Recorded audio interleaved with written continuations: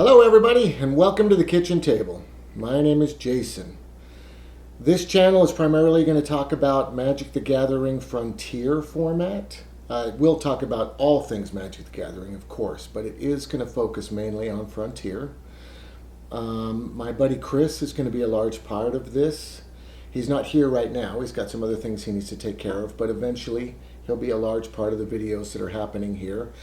He may want to change things when he comes in. He may not like the name, any choices that are made. So we'll deal with that as it comes. I want to start off by doing a deck tech. We're going to do a deck tech for Jeskai Ascendancy Frontier. It's a very fun deck that my genius wife has been playing recently. Chris originally kind of put this thing together. We haven't been playing for very long, which of course is why we're focusing on Frontier. And we weren't able to give it, I think, all the testing that it needed to really see just how powerful it was at that time. But now that we've settled a little bit, Dana's really been able to make this thing work. So let's go over it together. I have all the cards here. I'm going to be referring to them down here on the table, but you'll be seeing them here, of course. So, Jeskai Ascendancy, the most important card in the deck, of course. It's what the whole deck is built after. Whenever you cast a non-creature spell, creatures you control get +1/+1, and they untap. You also get to loot. You get to draw a card and discard a card. So it's a great card. It is blue, red, and white. Now, what this means is it's not pure aggro. Kind of a strange thing to say. It's a tiny bit slow. You have to adjust your thinking just a tiny bit when you play a deck like this. There have been a lot of deck techs about Jeskai Ascendancy. I know that Wedge over at the Mana Source did a great one, dealing mostly with the combos that you can do with this. I am going to try to avoid combos a little bit. I like combos. They're fine. And if you like them, of course, you should play them. But I want this to be a little more consistent. I don't want it to be every 5 games I totally destroy somebody, but the other times I just can't get the cards I need. I want this to be kind of consistent. So we've sort of shied away from that and tried to get a more consistent approach. Okay, so that's Jeskai Ascendancy. A very important good card in the deck. We are using primarily prowess cards, so that not only does Jeskai Ascendancy give us a plus when we cast a spell, a non-creature spell, I should say, but also the creature itself gives us the plus. So we have got Monastery Swiftspear. Amazing card. Probably one of the best one-drop red cards there are. It has haste. It has prowess. A 1/2. It's perfect in this deck. We have 4 of them. We also have 4 Jeskai Ascendancies. Very good, important card for the deck. What else do we have? Elusive Spellfist. Elusive Spellfist is great. You get +1/+0. It doesn't have prowess, but it kind of does. Whenever you cast a non-creature spell, you get +1/+0. So you're not buffing up your toughness. You're just buffing up your power. But it is a 1/3 to start with, so it's already in pretty good shape. It's a 2-drop. But it's an amazing card because when you cast a non-creature spell, you also become unblockable, which has been amazing for this deck. Unblockable, very good. We're running 4 of those. What else do we have for creatures? We also have a Stormchaser Mage, a great flying haste prowess creature. Right up there. It's blue and red. It's a great choice for this deck. We're running 4 of those. They slot in great. They're great. And with flying, they're almost unblockable as well if you get them fast enough. So a really nice choice. Now, I want to talk a minute about Monastery Mentor. It's a great card. Monastery Mentor, every time you cast a non-creature spell, you get a monk token that has prowess. It's really, really good, especially in a deck like this. Lately, the meta that we've been playing against, we have found that card is kind of a win more. We can win the game without it.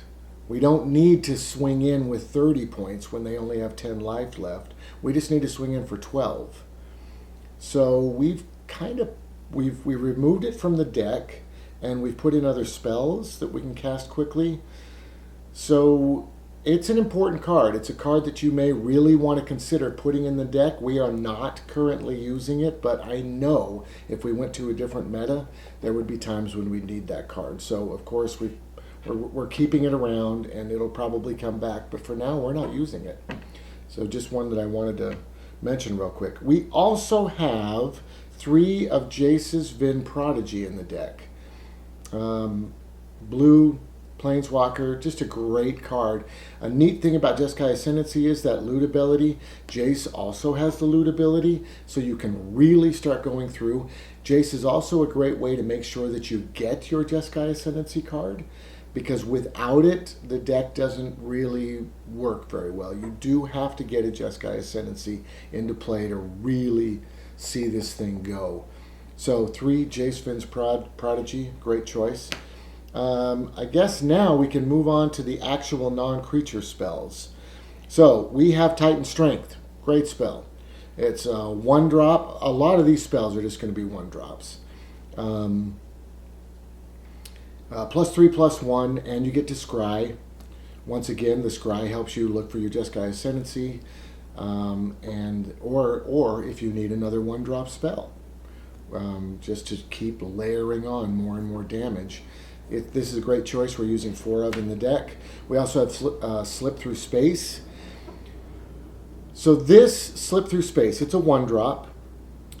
It makes a creature unblockable, and you get to draw a card. Drawing a card is wonderful. Of course, it's better than loot. Loot, you draw a card, but then you have to discard. It's still good card advantage. Loot is still an amazing thing, but being able to just draw a card straight up, even better. So this is a great choice in the deck, even though it doesn't feel like, well, I mean, you're adding the +1/+1 for the prowess, you're adding the +1/+1 for the Jeskai Ascendancy, and you're becoming unblockable. It doesn't have to give you a boost to power. It's a great card. We're using 4 of in the deck. Artful Maneuver. This is a great choice. This is another one that Chris found. Chris originally ran with Jeskai Ascendancy, Elusive Spellfist, and Artful Maneuver. Crippling. Very cool. Artful Maneuver, it's a 2-drop, so it's a little bit more expensive. It gives you +2/+2, but it has Rebound. So you get it next turn, right at the top of your turn. Everybody gets triggered. So you get it twice. It's a great card. We're running 3 of them right now. Very nice choice. Icy Blast. Tap X target creatures. So it's X and 1.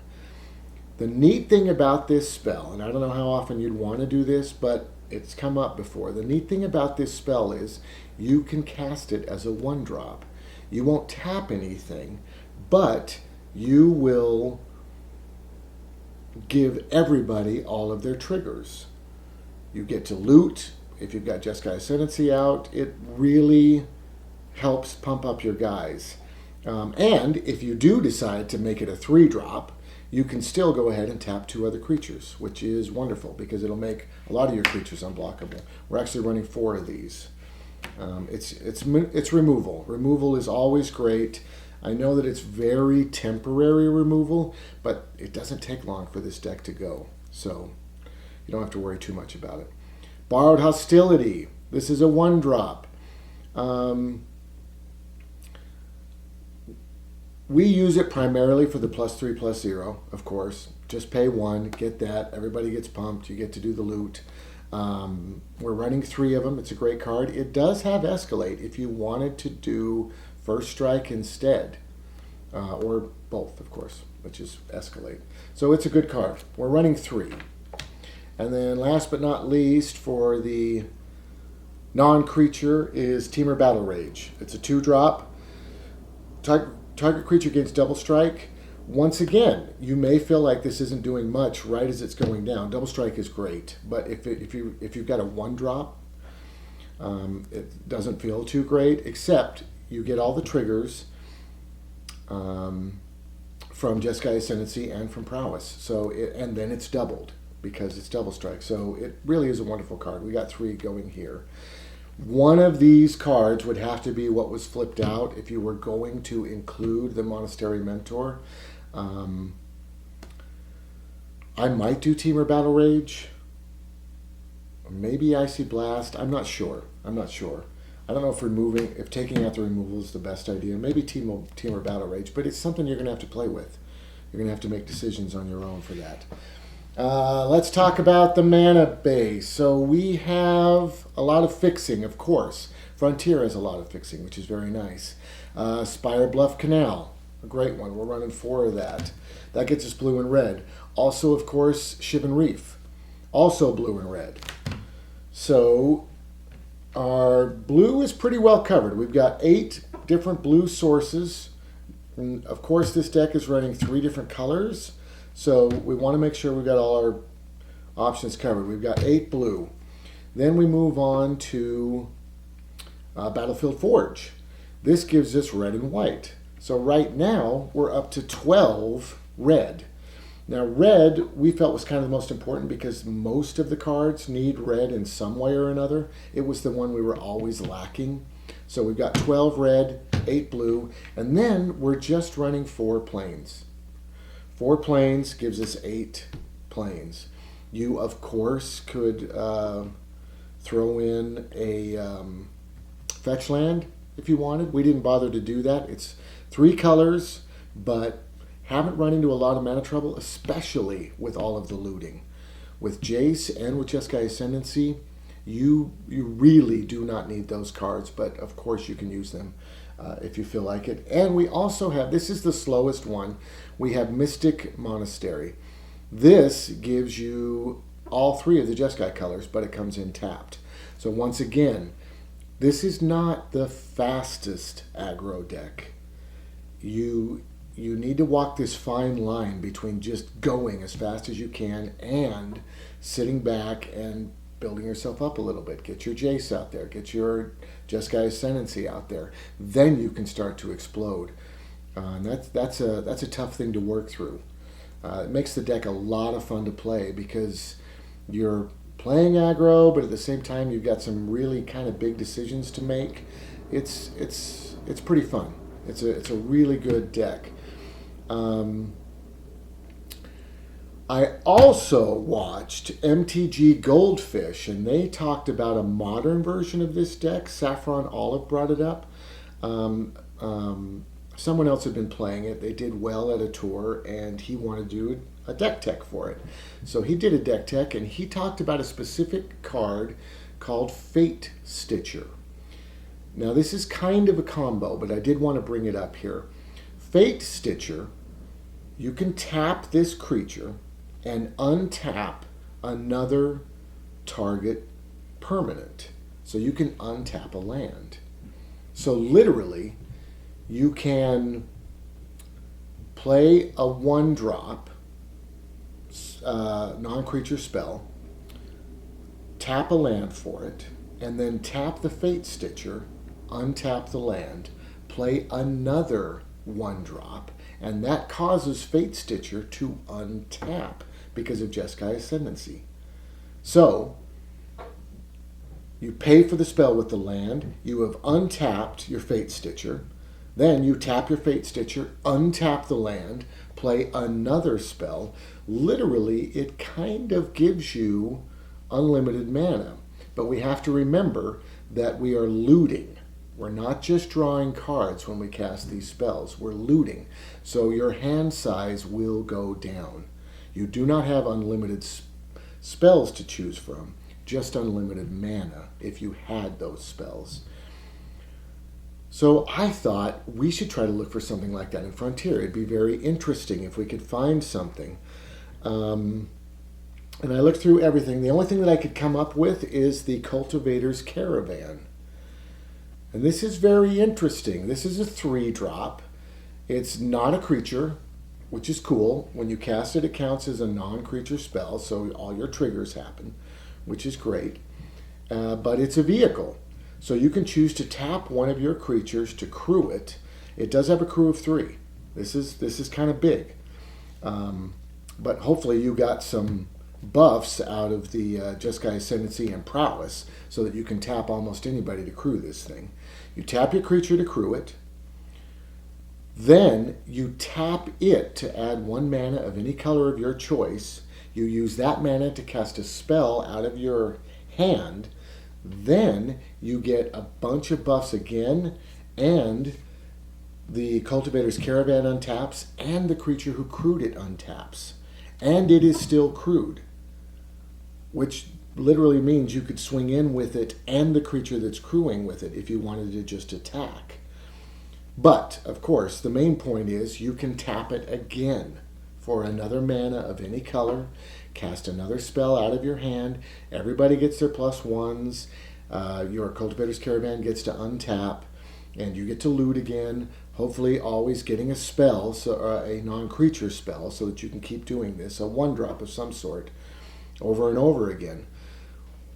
It's really neat. We have not put this in the deck yet. I'm afraid that it being a 3-drop, along with Jeskai Ascendancy being a 3-drop, it might just be too slow. I'm not sure. We'll have to play test it a little bit. This is an aggro deck. It does want to go fast, but you got to walk that fine line. But I don't know how much you should slow it down to work in kind of a combo like this. But we are going to give it a try. Plus, it's a 5/5. I mean, it's crazy. It's a huge creature. What it did make me realize is Jeskai Ascendancy could be really good with vehicles. If you can crew up a bunch of vehicles, shoot, if you have 1 pilot and you crew a vehicle, then use that vehicle to crew another vehicle, then use that vehicle to crew another vehicle, use that vehicle to crew another vehicle, then you cast a 1-drop spell, everybody gets pluses and everybody untaps. Everybody's crewed and ready to go. Even your pilot is untapped and can attack. So Jeskai Ascendancy is very interesting with vehicles. That's something I think we should look into because it could be a lot of fun. Something we need to explore. Okay, one last thing I gotta say is, I think you'll notice with this deck tech and any deck techs that I do personally in the future, I'm very kind of straightforward about these. I don't want to, like, you are probably asking, wouldn't this deck be a lot better if we had a Smuggler's Copter in it? And the answer is probably absolutely it would be, right? I mean, almost any deck will be better with a Smuggler's Copter thrown in. But like if I'm deck teching a werewolf deck, I don't want to start with a Smuggler's Copter in a werewolf deck. I want to just talk about the werewolf deck, and then any modifications I'll try to bring up, you know, what fun things we found that could be enjoyable. But overall, I just want to talk about specifically what would work well within the parameters of the theme. And then we can go crazy after that. So thank you very much for watching. I hope you guys enjoyed this. I hope it helps you out. Please hit the like button. Please subscribe. And we'll see you next time.